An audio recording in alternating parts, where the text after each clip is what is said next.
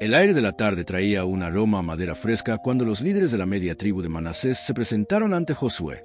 Ya habían recibido la descripción de sus territorios, pero ahora debían enfrentarse a una realidad más compleja. Su herencia era grande, pero estaba ocupada por pueblos fuertes y ciudades fortificadas. Escudo los hombres de Manasés ante Josué. Al frente de la delegación venían los descendientes de Maquir y Jair, guerreros expertos que habían conquistado ciudades al otro lado del Jordán. Pero esta vez, su paso era menos seguro. Se inclinaban, hablaban con respeto, pero la inquietud en sus ojos era evidente. Josué, dijeron, somos un pueblo numeroso, bendecido por Dios. ¿Por qué nos has dado solo una porción? El campamento murmuró, la tribu de José reclamando más tierra.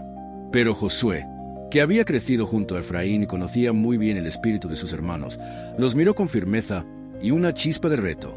Fue la respuesta de Josué, un llamado a la fe activa. Josué no les prometió más tierra sin esfuerzo. No les dio excusas. No les permitió dudar. Con voz fuerte, proclamó, si ustedes son un pueblo tan numeroso y fuerte como dicen, suban al bosque, derriben los árboles y conquisten la tierra que aún no han tomado. Los cananeos tienen carros de hierro. Sí, pero ustedes son más fuertes. Tómenla. Las palabras resonaron como un trueno que sacudió el orgullo de Manasés. Josué les estaba diciendo, no pidan más si no han usado lo que ya tienen. Árbol de hoja perenne el bosque de Efraín, un desafío esperando ser tomado. Al norte del territorio asignado se extendía un bosque espeso, un territorio salvaje que aún no había sido reclamado. Era hermoso, fértil y perfecto para expandirse, pero requería trabajo duro. Los líderes de Manasés intercambiaron miradas. Su problema no era el tamaño de la herencia, sino su falta de acción. Espadas cruzadas, los cananeos con carros de hierro. Las ciudades de Bet-Seán, Dor, Megiddo y otras estaban ocupadas por cananeos poderosos. Junto a sus murallas, brillaban los temidos carros de hierro, armas avanzadas que intimidaban incluso a los mejores guerreros. Pero Josué no retrocedió ni un paso cuando ellos mencionaron este obstáculo. No importa, dijo, ustedes pueden con ellos. Dios está con ustedes. Era un recordatorio poderoso. La victoria no depende del enemigo, sino de la obediencia. El campamento de Israel se asentó en Silo, un valle rodeado de suaves colinas donde el viento parecía susurrar la presencia de Dios. Allí levantaron el tabernáculo de reunión y la nube divina reposó sobre como un recordatorio vivo de que la conquista no era obra humana, sino celestial. Sin embargo, a pesar de la presencia de Dios entre ellos, algo preocupaba profundamente a Josué. 7 tribus aún no habían tomado posesión de su tierra. Cara de preocupación el problema del estancamiento.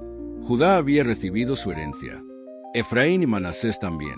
Pero el resto seguía esperando. Las 7 tribus se mostraban indecisas, temerosas o simplemente cómodas en la inactividad.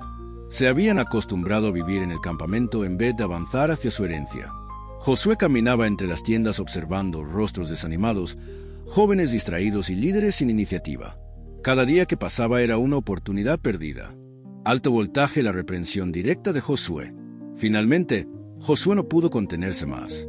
En una gran asamblea, se levantó con autoridad y exclamó, ¿hasta cuándo van a esperar para tomar posesión de la tierra que el Señor, el Dios de sus padres, les ha dado? Un silencio pesado cayó sobre el campamento. Muchos bajaron la mirada. Otros sintieron la frase clavarse como una lanza en el corazón. Josué no estaba regañándolos por enojo, sino para despertarlos del letargo. Mapa el plan estratégico, exploradores y mapas. Para evitar más excusas, Josué diseñó una estrategia brillante. Seleccionó a 3 hombres de cada una de las 7 tribus. Les ordenó recorrer toda la tierra restante. Les pidió describir la ciudad por ciudad, región por región, en un mapa detallado. El grupo de exploradores partió con pergaminos, tintes y herramientas de medición. Mientras caminaban por colinas, valles y llanuras, dibujaban con precisión cada rincón de la tierra que sería dividida. Era la primera vez que Israel creaba un mapa tan completo de la tierra prometida. Camping, el campamento en Silo observa y espera. Mientras los exploradores estaban fuera, Silo se convirtió en un hervidero de expectativa. Las familias se preguntaban, ¿dónde estaremos? ¿Seremos de las montañas o de las llanuras? ¿Tendremos ciudades antiguas o campos amplios? Y todo mientras el tabernáculo brillaba en el centro, recordándoles que esta tierra era don de Dios, pero también responsabilidad humana. Pergamino el resultado, la tierra lista para ser repartida. A su regreso, los exploradores presentaron los mapas ante Josué. Los pergaminos estaban llenos de detalles: ríos, montes, caminos, fortalezas, bosques, aldeas. Josué los extendió frente al tabernáculo, como si Dios mismo observara desde encima. Y con las tribus reunidas, anunció: la tierra será dividida en 7 partes. Judá quedará al sur, José al norte, y ustedes recibirán su porción conforme a la voluntad de Dios. Las 7 tribus tomaron asiento alrededor de Josué, expectantes, mientras él preparaba las suertes que definirían su futuro. El destino estaba a punto de ser revelado, ciudad por ciudad, frontera por frontera. En el próximo capítulo, la historia se volverá dinámica mientras cada una de esas 7 tribus recibe su herencia, una tras otra, marcando el avance final hacia el cumplimiento de la promesa de Abraham. El campamento en Silo estaba lleno de expectación. Tras la preparación de mapas y exploraciones, llegó el momento más emocionante: la distribución de la tierra restante entre las 7 tribus que aún no habían recibido su herencia. Josué se levantó, sosteniendo las suertes que determinarían los límites y territorios exactos. Cada tribu se reunió frente a él, sus corazones latiendo con fuerza, sabiendo que su destino estaba por ser sellado. Daga, la tribu de Simeón. Primero fue la tribu de Simeón. Josué extendió la suerte y declaró sus límites, desde Baala hasta Rama y Boscán. Aunque pequeña y ubicada dentro del territorio de Judá, Simeón recibió ciudades estratégicas y tierras fértiles. Sus guerreros se inclinaron y prometieron tomar posesión sin demora. Amanecer detrás de montañas, la tribu de Isaacar. Luego, tocó a Isaacar, la tribu de trabajadores y sabios. Josué nombró ciudades y valles, Enganim, Dor, Jarmut y Debir, entre otros. Sus aldeas estarían protegidas por colinas y ríos, y la abundancia de campos fértiles aseguraría su sustento. Isaacar celebró con gratitud y comenzó a planear la ocupación de cada ciudad. Montaña Nevada, la tribu de Aser. Aser, la tribu de la costa, recibió territorios cercanos al mar. Elcat, Achtib, Uma y otras ciudades, incluyendo aldeas dispersas. Su herencia era perfecta para el comercio y la pesca, y se convirtió en un enclave estratégico de Canaán. Árbol, la tribu de Neftalí.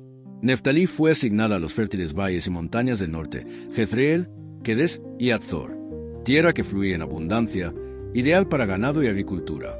Los neftalitas se sintieron inspirados, conscientes de que su herencia era un regalo de Dios, pero también una responsabilidad que requería esfuerzo y valor. Parque Nacional, la tribu de Dan. Dan recibió territorios pequeños, situados al oeste, con ciudades dispersas entre colinas y bosques, Zora, Estaol y Ecrón, entre otras. Aunque la tierra era limitada, su ubicación estratégica les permitiría expandirse y asegurar rutas importantes. Montaña Nevada, la tribu de Rubén. Rubén ya había recibido tierras al este del Jordán, pero se confirmaron y ajustaron los límites exactos. Aroer, Esbón y Medeba. Estas ciudades fortalecerían su control sobre la región y garantizarían estabilidad para sus familias y ganado. Parque Nacional, la media tribu de Manasés. Finalmente, la media tribu de Manasés recibió la porción occidental, que completaba su herencia. Basmón, Mahanaim y toda la región montañosa hasta los límites del valle de Jezreel. Aunque había desafíos, su territorio era vasto y prometedor, listo para ser reclamado. Pergamino, el significado de la repartición. Cada tribu recibió más que tierra. Recibió identidad, destino y responsabilidad. Josué recordó al pueblo que la tierra no era propiedad permanente por mérito humano, sino un regalo de Dios, dependiente de su obediencia y fidelidad. Con cada sorteo, el campamento estallaba en júbilo. Gritos de alegría, danzas y alabanzas llenaban Silo, mientras el tabernáculo brillaba en el centro, recordando que Dios estaba en medio de ellos. Con la tierra repartida y el pueblo emocionado, Josué no descansó. Sabía que la conquista no era solo de ciudades y montes, sino también de corazones y justicia. El pueblo necesitaba orden, protección y un recordatorio de que Dios cuidaba tanto la vida como la tierra. Por eso, Dios habló a Josué, como lo había hecho tantas veces antes. Ordena a los hijos de Israel que establezcan ciudades de refugio. Casas, el propósito de las ciudades de refugio. Estas ciudades serían santuarios para los que mataran sin querer a alguien, protegiéndolos de la venganza hasta que fueran juzgados correctamente. Era un sistema de justicia perfectamente equilibrado entre misericordia y responsabilidad. Josué explicó al pueblo: Si alguien mata a otra persona accidentalmente, no debe ser ejecutado hasta que se acerque a una de estas ciudades y viva allí bajo protección. Así se hace justicia sin derramar sangre inocente. Chincheta redonda las 6 ciudades de refugio. Josué designó 6 ciudades estratégicamente ubicadas. Quedes en Galilea, al norte. Siclag, en el territorio de Judá. Hebrón, cerca del sur y de la herencia de Caleb. Becer, en el desierto de Rubén, al este. Ramot en Galaad, al este también, para la media tribu de Manasés. Golán en Basán, al norte, asegurando cobertura para los territorios del este. Estas ciudades no solo eran lugares de protección, sino también símbolos de que Dios valora la vida y la justicia. Balanza, justicia, fe y organización. Josué enseñó al pueblo que la vida humana era sagrada y que incluso los accidentes debían tratarse con cuidado. Cada ciudad tendría límites claros, guardias y caminos señalados para que nadie quedara desprotegido. El pueblo escuchó y entendió. La justicia de Dios combina misericordia con orden, y esta organización aseguraba que la tierra prometida se mantuviera justa y segura para todos. Amanecer detrás de montaña Silo, centro del gobierno y la justicia. El campamento de Silo, donde descansaba el tabernáculo, se convirtió en un centro de instrucción. Los ancianos enseñaban la ley, los sacerdotes guiaban al pueblo y Josué supervisaba que todo se cumpliera. Era un país que aprendía a gobernarse bajo la mano de Dios, más allá de la espada y la conquista. Libro abierto, transición a la página // capítulo 21. Con las ciudades de refugio establecidas, la organización de Israel avanzaba hacia su fase final. Los levitas recibirían sus ciudades y tierras designadas, asegurando que la presencia de Dios estuviera en el corazón de la nación. El próximo capítulo mostraría cómo el pueblo cumplía con el cuidado espiritual y social de la tierra. Con las ciudades de refugio establecidas, la organización de Israel avanzaba hacia su fase final.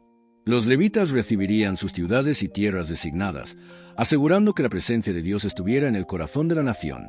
El próximo capítulo mostraría cómo el pueblo cumplía con el cuidado espiritual y social de la tierra.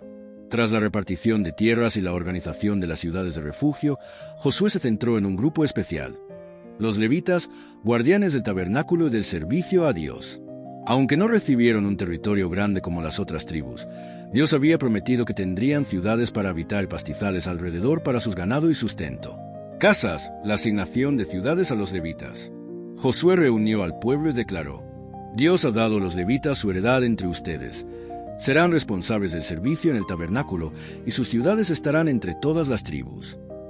Se asignaron 48 ciudades, distribuidas estratégicamente. 36 de ellas estaban designadas como ciudades para refugio y sustento espiritual, repartidas entre Judá, Efraín y el resto de las tribus. 6 de estas coincidían con las ciudades de refugio, sirviendo tanto para protección como para enseñanza. Cada ciudad contaba con campos y pastos alrededor para que los levitas pudieran vivir y trabajar sin depender completamente de otras tribus. Paloma Blanca de la Paz, un pueblo sustentado por Dios. Los levitas no necesitaban tierras extensas porque su herencia no era material. Su riqueza era espiritual. Enseñar la ley de Dios, administrar justicia, servir en el tabernáculo, guiar al pueblo en adoración y obediencia. Josué enfatizó que el sustento de los levitas sería siempre proporcionado por el pueblo, como un recordatorio de que Dios mismo provee para quienes sirven en su obra. Amanecer detrás de montaña Silo, el centro espiritual. Con las ciudades levíticas establecidas y el tabernáculo en Silo, Israel ahora tenía un corazón espiritual central. Cada ciudad levítica era un faro de enseñanza y justicia, conectando las tribus con Dios y recordándoles que la tierra prometida no era solo para poseerla, sino para honrar al Señor en ella. Con las tierras repartidas, las ciudades de refugio establecidas y los levitas ubicados en sus ciudades, Josué se preparaba para enfrentar un desafío inesperado. Las tribus del este del Jordán habían completado su herencia y regresaban al oeste, generando tensiones y dudas entre los demás israelitas. El próximo capítulo mostraría cómo Josué manejó la fidelidad, la unidad y la fe entre todas las tribus. Con todas las tierras del oeste del Jordán repartidas y los levitas establecidos en sus ciudades, Josué vio cómo las tribus de Rubén, Gad y la media tribu de Manasés regresaban a sus herencias al este del Jordán, donde habían recibido su territorio mucho antes. El regreso no fue solo un traslado físico, también traía un riesgo espiritual y social. Camping, la tensión emergente. Mientras cruzaban el Jordán, estas tribus construyeron un gran altar de piedra cerca del río. La noticia llegó rápidamente al campamento principal de Israel en Silo y generó alarma. Los líderes del oeste pensaron que habían hecho un acto de rebelión. Temían que este altar significara idolatría o separación de la unidad de Israel. El rumor se extendió como un fuego seco por el campamento y la tensión creció. ¿Habían olvidado estas tribus la ley de Dios y la promesa que los unía a todos? Alto voltaje, Josué envía a los líderes de paz. Para aclarar la situación, Josué no reaccionó con ira, sino con prudencia y sabiduría. Envió al sacerdote Faíns y a 10 líderes de las tribus principales hacia las tribus del este, llevando un mensaje firme pero respetuoso. ¿Por qué han levantado este altar, provocando miedo y sospecha entre nosotros? El grupo cruzó ríos y colinas, llegando al altar construido con gran cuidado, aunque sin intención clara de rebelión. Paloma Blanca de la Paz, la explicación de las tribus del este. Al llegar, las tribus del este explicaron su intención. No era un altar para sacrificios en lugar del altar central en Silo. Era un recordatorio para sus hijos, para que las generaciones futuras no olvidaran que Dios les había dado el Jordán como frontera y herencia. Serviría como monumento a la unidad de Israel, mostrando que aunque vivieran al este del río, seguían fieles al Señor. Sus palabras fueron firmes y llenas de respeto, y demostraron que su fe y obediencia estaban intactas. Visto blanco grueso la resolución de Josué. Josué y los líderes escucharon, y entendieron que no había pecado ni desobediencia. El altar no era un símbolo de separación, sino de memoria y enseñanza. La tensión se disipó, y la unidad de Israel se mantuvo intacta. Josué proclamó, que este altar sea recordatorio de la fidelidad y la unidad del pueblo de Dios. No causará guerra ni separación. La paz volvió al campamento, y el pueblo aprendió una lección poderosa. La obediencia y la intención del corazón importan más que la apariencia externa. Con todas las tribus establecidas y la unidad restaurada, Josué, ya mayor y experimentado, comenzó a prepararse para dar su discurso final al pueblo, recordando la fidelidad de Dios, la importancia de la obediencia y la promesa de la tierra. El sol se ocultaba sobre Silo, y el cielo se tiñó de naranja y púrpura mientras Josué, ya mayor, se dirigía a todo Israel. Era un momento solemne, su última exhortación antes de dejar el liderazgo y que la nueva generación tomara la responsabilidad de la tierra. Silueta de persona hablando, un llamado a la fidelidad. Josué habló con voz firme y clara. Yo he envejecido, y ustedes han visto todo lo que el Señor ha hecho por nosotros. Ha expulsado naciones más poderosas, ha entregado reyes en nuestras manos y ha dado la tierra que Él prometió a nuestros padres. El pueblo escuchaba atento, recordando cada batalla, cada milagro y cada promesa cumplida. Josué continuó, pero ahora les toca a ustedes. No queden rezagados. No se unan a los pueblos que aún viven entre ustedes. No adoren a sus dioses ni hagan alianzas con ellos. El Señor es santo y exige lealtad total. Símbolo de peligro, advertencia contra la idolatría. Josué enfatizó la importancia de obedecer la ley de Dios. Separación de los pueblos que quedan. No casarse con ellos ni adoptar sus costumbres. Destrucción de altares y estatuas falsas. No dejar que la tierra sea contaminada por idolatría. Fidelidad inquebrantable al Señor. La obediencia aseguraría prosperidad. La desobediencia traería castigo. El pueblo guardaba silencio, comprendiendo que la tierra no se mantenía por fuerza militar, sino por obediencia y fe. Amanecer detrás de montañas recordando las promesas. Josué también recordó la fidelidad de Dios. Como el Señor había protegido al pueblo desde Egipto hasta Canaán. Como las promesas hechas a Abraham, Isaac y Jacob se habían cumplido. Como cada batalla y cada ciudad conquistada demostraba que Dios pelea por Israel. Fue un último llamado a la unidad y valor. Josué concluyó, sean fuertes y valientes. Obedezcan al Señor y mantengan la unidad entre ustedes. La tierra prometida es suya, pero la bendición depende de su fidelidad. El discurso terminó con un silencio reverente. El pueblo se sintió inspirado, recordando que la tierra no era solo un regalo físico, sino un compromiso espiritual con Dios.